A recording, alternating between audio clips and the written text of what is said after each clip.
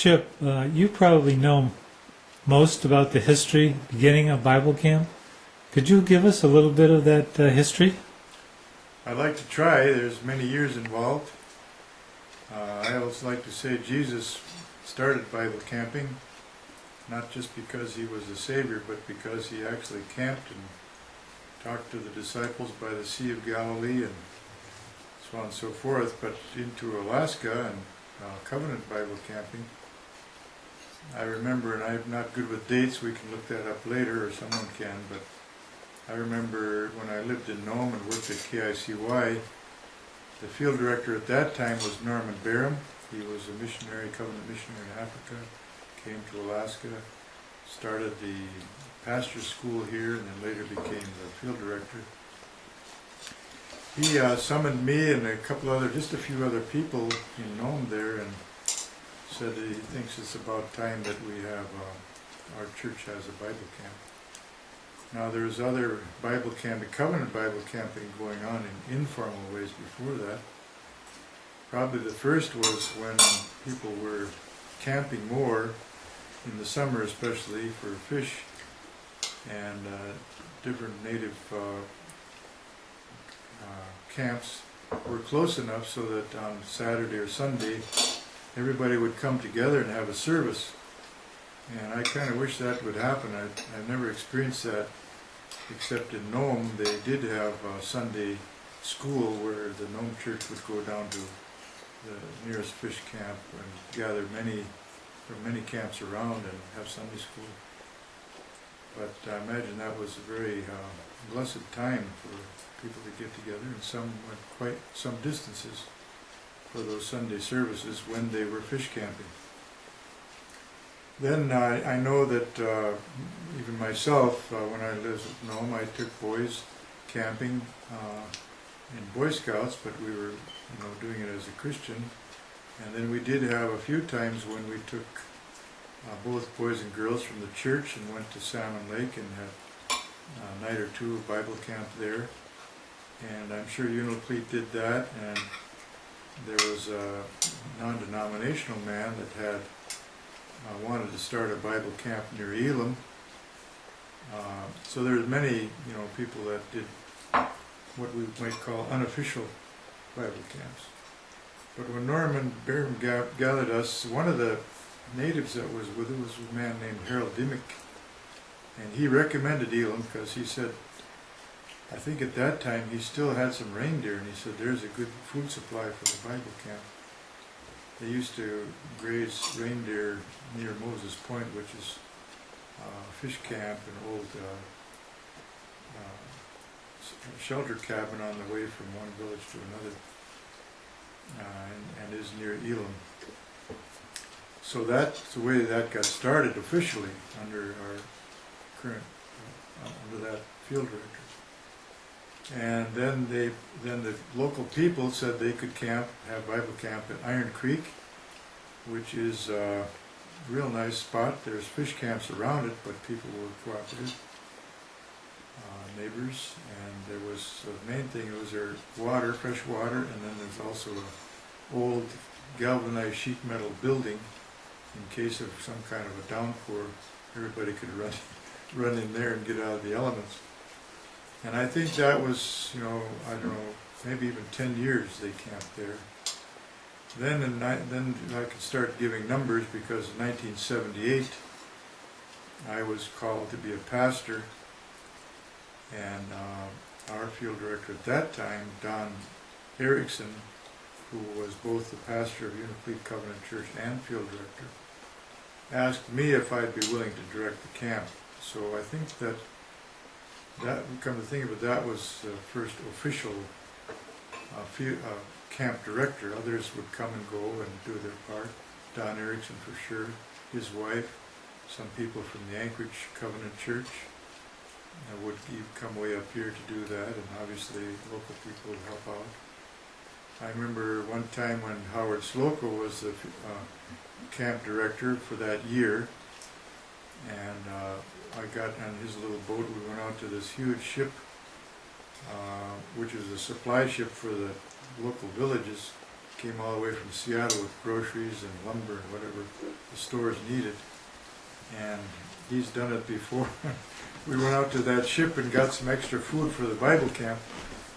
And when he got back, he said he felt like a seagull looking for food for the campers. He was a wonderful, man, first of all, pastor, second of all, short-term Bible camp director again, and many, many other things. He's also a dentist, by the way. I don't think he ever got paid. But anyway, that's some of the unofficial. But when I became director then, there was some problems with the neighbors there at the fish camps. So they decided, before I was director, they decided to move the camp to Next Creek, which is on the other side of Elam. And that's when I started getting involved. That's when I was perhaps the first long-term, year-to-year Bible camp director. And we moved there, as I say, because there was problems at the other camp. That was a purely untouched, unspoiled spot. There's a nice river there, fresh water, and 1 year, we camped there 2 years. 1 year the pastor, I think the first year, the pastor was Fred Walton, covenant pastor from Fairbanks at the time. That Sunday in the church in Elam, he wore a bright red blazer, I remember that. And not the only red blazer I've ever seen any covenant pastor wear in western Alaska. But it was a good camp. I remember we prayed for the whole week that the rain would stop. We had one old army tent, didn't leak, but it sure was wet on the inside. And we had a couple or three new white wall tents. They didn't leak, but the kids were really inspired. We had a wonderful time. Seemed like the weather produced the opposite of what we would expect. The kids were having a wonderful time, even the staff. Nathan Toots was there, and many from Unifleet who were campers at that time said they still remember that camp. In the second year we had the pastor from Nome as our camp pastor. That was Al Folden from Minnesota, Folden, Minnesota. The town was named after his father, I guess. And he brought a little more order to the camp in the fact that I'll never forget, he ordered, or had me order some camp counselor books so the counselors could study about the responsibilities, privileges, how to lead someone to the Lord, and those kind of things. And that was a real good camp as well. But in the meantime, our new field director now, the one that asked me if I would direct the camp, and others began to feel that it's time to grow, it's time to move to a more localized in western Alaska, a place where there's bigger stores, more safety concerns, a larger runway, and that was pretty easy to decide because Unifleet had that, as well as Covenant High School having, I think it's about 100 acres, 80 acres up the river from Unifleet onto a branch called the North River. And so there was actually a poll taken of the churches, and it was just about unanimous that we moved the camp to that spot, upriver from Unifleet. And so we did, and one of the wonderful things, we did the precursor of work crews. The first work crew that ever came was not from Gig Harbor or Minnesota. It was from the villages around here. There was some from Mount Village, some from Golovin, I remember those two villages. Men, older and younger, came, and we built tent frames on land which was not ours, but we wanted to build in an orderly way on the grounds, our own grounds. So we started out camping across the river on Lowell Anagic's land, which he invited us to do. He had a cabin, the cooks could stay in there and even cook in there. And so we had tents. And those tents, by the way, came from Fairbanks. Somebody was sharp to the idea.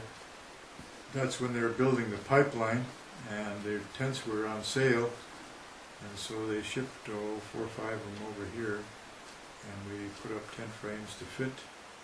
And I think we camped there 2 years also, at least 1 year we camped there. And then we had plans drawn up for what we call even today the temple at Bible Camp, drawn up by, what's his name, who came to me, who was an architect and had designed many homes. And he built it kind of with not much shelter, a lot of open space, mostly a roof. And but it came out real nice. And then there was some herring fishermen here. The water is real high. They haul all the lumber up the river in their herring boats. And not only that, but we were able to ferry the tent frames across the river on those herring boats. And those herring fishermen were even pretty good carpenters, so they helped us build the temple. And there's much more I could say about that, where we picked the land. I remember praying with Walter Anderson, who one of my native friends called Worn Out Anderson, because he seemed to be so worn out all the time. But he knew his business, and those logs are still not rotten in the ground up there, because he brought up the concept carbolinium. You got to have carbolinium. So he ordered some from State Park or something like that, and we carboliniumized all of those logs, put them in the ground that we had to chop through because it was frozen in the spring, and we put them up and got all the rafters up. And then those herring fishermen, some of the Covenant High School workers who were still here, came up, and we had a roofing party. And then the campers came, and we were not quite ready, but I still remember we got the floor on in the kitchen, and the rest of it was mud. First year it's okay, but after a couple of years that mud gets pretty soft and thick, and so we put plywood on the floor for a few years. And then Don Erickson helped us, along with some Unifleet people, and we put in a regular floor. And then I must say, seemed like a year or two after that, we built gazebos, 5-sided cabins with tin roofs, and Don Erickson helped us with that. He really enjoyed Bible camp. He really enjoyed being the camp pastor, many different summers. That year when we built the gazebos, that was the last time he was at Bible camp. He passed away in the shower in the parsonage here in Unifleet. Not long after he helped us build those gazebos. There, in some ways, you know, the Lord provides. The Bible says the Lord added to the church daily those who are being saved. The Lord does most all of it. We're just His representatives. And so the Lord has been adding to the camp yearly, such as being saved or would be saved. And so the camp has really grown, I'd say, naturally. The camp has grown because God is in it. And today, I retired from being director a couple of years ago after from 78 to 2007. So I hold the record for being camp director. Anyway, I've really enjoyed it, and souls are being saved, churches being built, campers are being inspired, and there's, you know, I still have a lot of vision for the camp, but I pass it on now, and I trust that God will lead the way in the future. Now there are, I guess, maybe over 20 villages where kids come from to camp. Was that the case from the outset, or is that representation grown over the years? Well, that's a good question. I think it's been 20. You know, we've had campers from Bristol Bay. We've had campers from near the Canadian border and the Beaufort Sea. We've had obviously some campers from what we call the lower 48. Russia. We had campers from Russia. That's not every year, but we did have one 2-week camp specially designed for about 10 or 12 Russian youth who came from just across the water, 150 miles from here, from Russia, and they had 3 chaperones. That was an amazing, wonderful, very memorable year, obviously. All of them went home saying they found the Lord here. And we've had many from outside our covenant region have been coming ever since Curtis Ivanov and Christie taught school at Nuremberg. And so that was I don't know, already 20 years ago maybe, I bet, 15 for sure. So we've had campers from up the river, from Ambler, from Kobuk, way up the river. That is the Kobuk River. Kotzebue itself. A couple of years ago we had campers from Deering, 2 girls, 2 boys also, they couldn't come. We had campers one year we specifically we wanted to continue that, haven't done it I don't think anymore, but we were looking to a new village every year. That year we had a boy and a girl from Caltag, which is just 90 miles from Unalakleet on the Yukon River. And there's a wonderful story, historical story that goes with that, but time does not allow. But we did have from Caltag, and they had one of the counselors was a Christian from Caltag who had gone to Bible school in the interior of Alaska. So I would say we've had from more than 20 villages, I would say 30 villages, probably by 10, 15 years ago. And so, there's different ways to look at it. Every year, it may be that we have 20, but we've had, from maybe, I don't know, I've never done a study, 40, I bet you 40 different villages. We've had a camper in the history of our camp from maybe 40 different villages. Fairbanks is not a village, but we've had them from Anchorage, not a village. Soldotna is not a village. Those could be added on. We've had staff from Sheldon Jackson, or from Mount Edgecombe High School.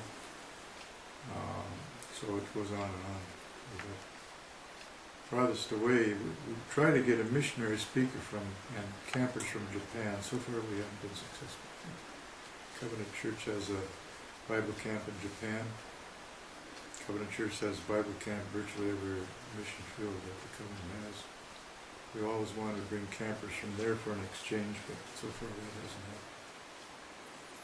happened. Jeff, what would you say would be the greatest reward that you have experienced personally as director? Well, I can be very specific to say, this could be unpacked, but a very simple story. Many years ago now, riding a bus. Sometimes we have a bus, sometimes we have trucks, sometimes 4-wheelers. Riding the bus one year, I asked one of the campers, why you come to camp? They say, this is the only place I get a hug. That might be the ultimate right there. But that has to be unpacked. We're here for Christ. We're here to win the lost. We're here to build the church. But that can be unpacked to say the same thing, I believe. That's a real specific, singular story.